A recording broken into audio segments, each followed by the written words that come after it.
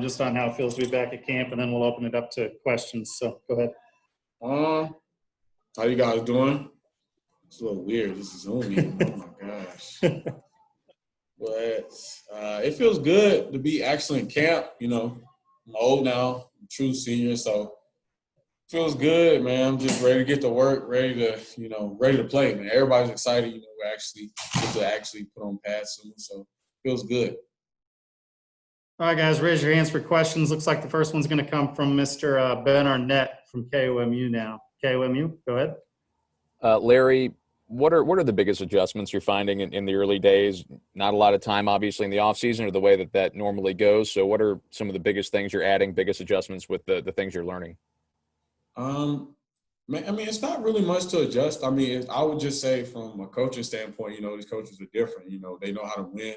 And everything we do is a winning mindset. So it's not really an adjustment. It's just taking in all the coaching and just being paying attention to the little details and just playing. It's not that hard. You know, you learn and you basically just learn all the little things. But, I mean, it's not really that adjust. It's just mainly just paying attention to little details, I would say. They're very specific on little details like that really matters.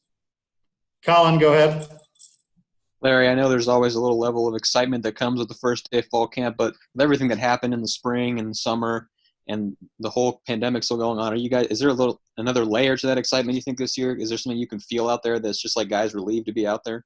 Oh yeah, everybody is ready to play, man, ready to hit. We've not hit since spring. We only had 3 practices.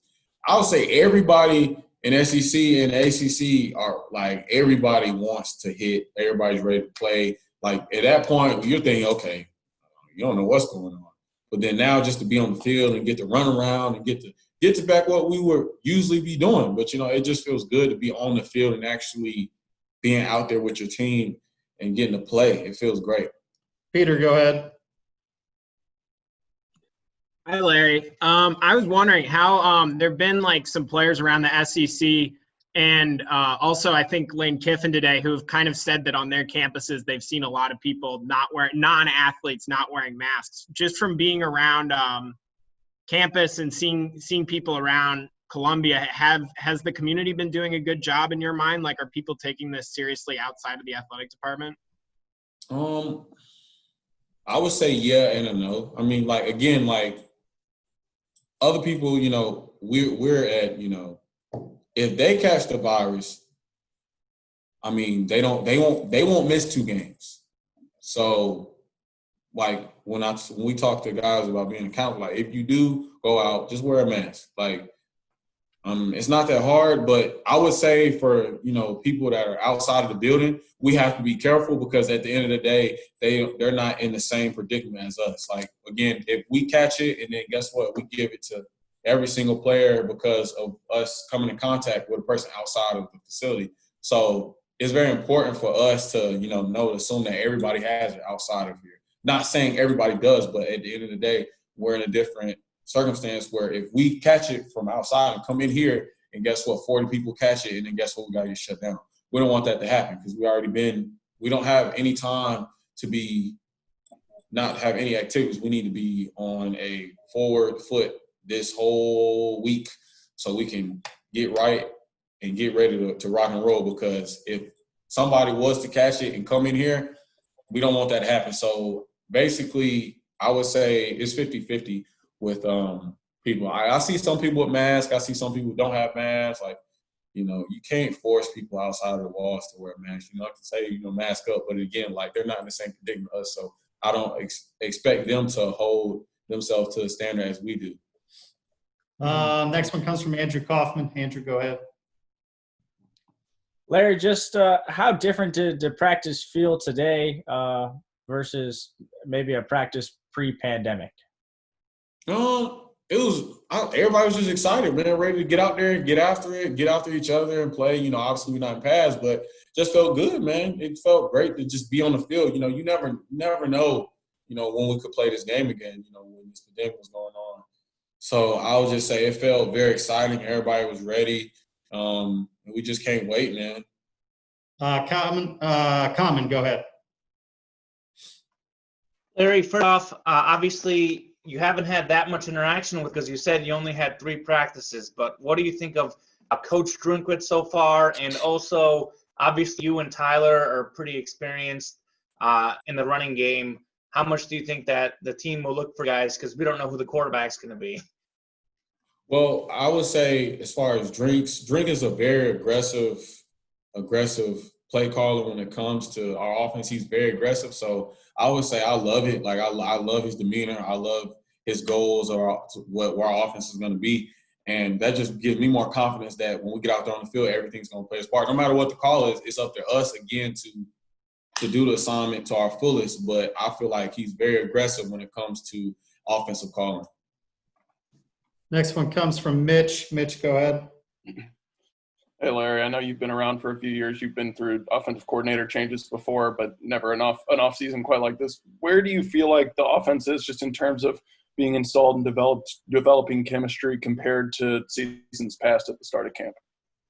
I mean, we got a little bit more work. I mean, we always got stuff to improve on. Like, I can't sit here and tell you today we're ready to play. Like, no, I'm not going to tell you that. Like, we have to just get better every day. This whole week, as far as the fall camp, we have to find out something that we can do every day to get better and learn this offense down to the T. So when we get on the field and when we play, it is nothing to be thought about. We've done it before. We've been there.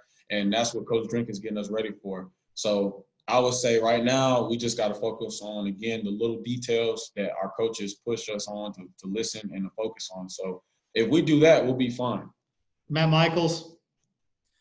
Larry, you've talked about those details a couple of times. From your perspective, what's the most difficult among them, or an example of something that you're looking for yourself to try to drill in and get yourself ready for this season? I would say just getting, freshmen locked in, on, because I'm older now and I can't just, worry about me. I got to look at everybody. So I would say me just keeping them up, because some freshmen, we have 10 SEC games. We don't have no Sun Belt. No, it ain't no. Well, we're gonna let them know, because freshmen, coming in, they their mind, you're deer in headlights. You don't know what's going on, so you got to get on the court. So it just be me uplifting them, helping them stay on the court and staying together and knowing what the mission is and what we're trying to do and what the goal is here. And I would say just being an ultimate teammate, man, helping each other. That's what I need to do. Sweetie, go ahead. Hey, Larry.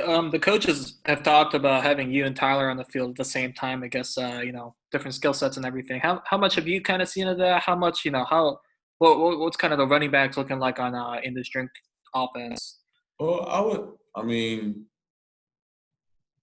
we ain't really gotten to that yet, but I would just say we'll see what happens down the road. I mean, the whole room has to be ready to play whatever Coach Drink call, whatever coach formation, whatever he wants us to do, we're going to do it to our full capability. Next one comes from Dave. Dave, go ahead. Hey, Larry, ever since you've been in Missouri, there's always been that established quarterback. You knew it was going to be Drew, and the last year you knew it was going to be Kelly. Just how different does it feel right now that there are different guys in there? It's not really a feel. I mean, it's more like Taylor, Sean, all the other guys got a new guy coming in, new freshman. All of them are good quarterbacks. Like, it's just I think the job is going to be determined on who's more consistent, who can play under pressure. And that's for all of us. But I would say it's not different. I mean, again, with certain things, like every quarterback is different when it comes to certain outside zones, to certain things. Everybody's different. But I would say all of them are doing a good job right now. But we have to see going down the road. It's been only a day. So I'm pretty sure that down the road, I don't make the decision, on who's going to be the starting QB. But I would say right now, like, it's teeth to teeth right now. Bill Pollock, go ahead. Yeah. Hey, Larry, what does it mean for you that the SEC is willing to give this a shot in the fall, just when you look at your ability to show NFL scouts what you can do, and just being able to have that ability? Just talk about what it means for you personally to be able to go into this fall season as opposed to nothing or maybe spring. It feels good. Because we've been talking to the council and on the leadership council meetings, and they really feel the SEC really feels like they're prepared. They've over prepared for this situation, this COVID situation. So I feel like the SEC right now is doing a great job with communicating to us as players as what they're doing, how's testing going to go, how's the season's going to go. But again, for me personally, I would say it's good that they're communicating with us and letting us know what they're trying to do and what things they want to try to do and see how it goes. Because again, like COVID, I don't know what's going to happen from now to when they say we're going to play. But again, they're communicating that well with us and letting us know what things they want to do in order to keep our safety in hands. Next up is Max, and then Andy. We'll close it with Andy. So. Hey, I was just wondering if you had any conversations or if you were sort of thinking about maybe not playing the season and electing to just forego your year, or were you, this whole I you got sort of fall into. I'm not staying in. and playing no Okay, matter what? okay. I'm gonna keep real with you. I'm not a first rounder. Like no, I ain't. Like my guy from Virginia Tech, Caleb Farland. We played together in the Strongbow together. He opted out, but he's first round, man. Like, he's going first round. Like I'm sorry, but not just because like if I was a first round, like I wouldn't opt out. Like I owe it to my teammates, my class to play and leave on a good note. You know what I'm saying? Like I'm not trying to opt out. My mom say regardless of whatever the circumstances is, once you start something, you got to finish it. I'm a true senior. I've been playing here for it's crazy. It's my fourth year. Wow, it's crazy.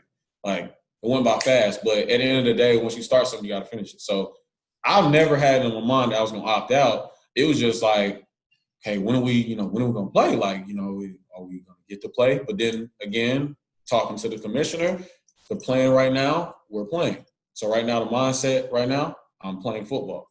So there's no 1 foot in, 1 foot out. Because if you're sitting here thinking you're going to opt out, then your play comes into effect because you're not playing to your full caliber because you're thinking about opting out. Your mind is somewhere else. Your mind's not on the goal right now. Your mind is somewhere else. So me thinking about opting out is not even in my mindset. Right now, my mindset is we're playing until they say we can't play.